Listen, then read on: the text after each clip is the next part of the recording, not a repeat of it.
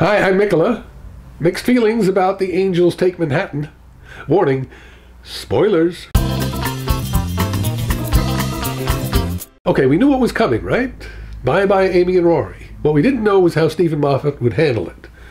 Here's your last chance. Spoilers. Spoilers! We alone now? Okay, so Rory gets sent back into the past by Mumbo Jumbo, and Amy chooses to follow, breaking the Doctor's heart. From a dramatic point of view, fitting resolution. I mean, here's Amy with two guys, her Raggedy Man, her husband. It's not exactly a love triangle, but it's not exactly not either. And triangles usually get resolved when the woman picks one guy and leaves the other. So, it's fitting.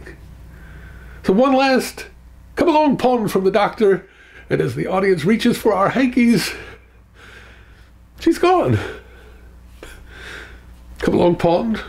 I guess the line works, but the impulse behind it is pathetic. I mean, think about Casablanca, Rick telling Ilsa to get on that plane with Victor, where you belong.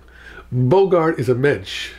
The Doctor, as written, a whining, pathetic putz. Pick me! Pick me!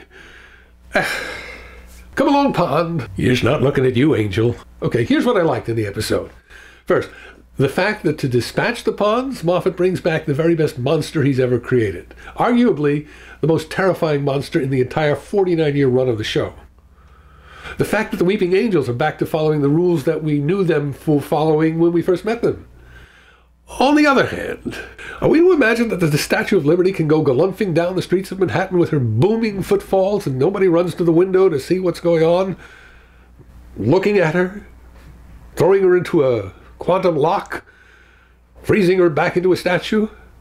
Oh, and about those booming footfalls, since when do the angels make any sound at all when they move? How convenient, arbitrary, and completely unexplained that one solitary angel escaped the paradox and jumped forward in time with our cast. And will somebody please tell me how, in the name of wibbly-wobbly, timey-wimey stuff, River is able to go back in time to visit her parents, but the Doctor can't ever see them again? How does an unguarded picnic basket in Central Park remain undisturbed for an entire episode?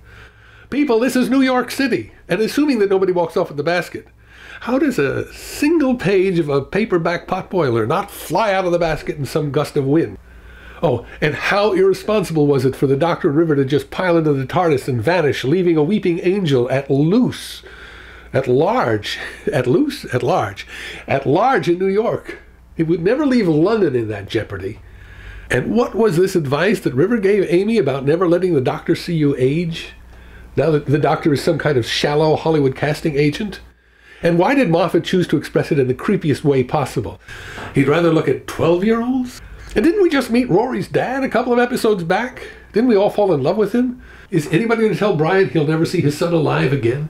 I think having a married couple on the TARDIS was a great experiment. A noble experiment. But Moffat milked it for much more than it was worth. It went on a little bit too long for my taste. Kind of dumped a big lumpy soap opera right into the middle of things. I'm okay with a little soap opera in the show, but this was becoming the soap opera that ate Doctor Who, so I am not at all sad to see the ponds go. I'm a little unhappy that Moffat is staying on. Until next time, I'm Mikola.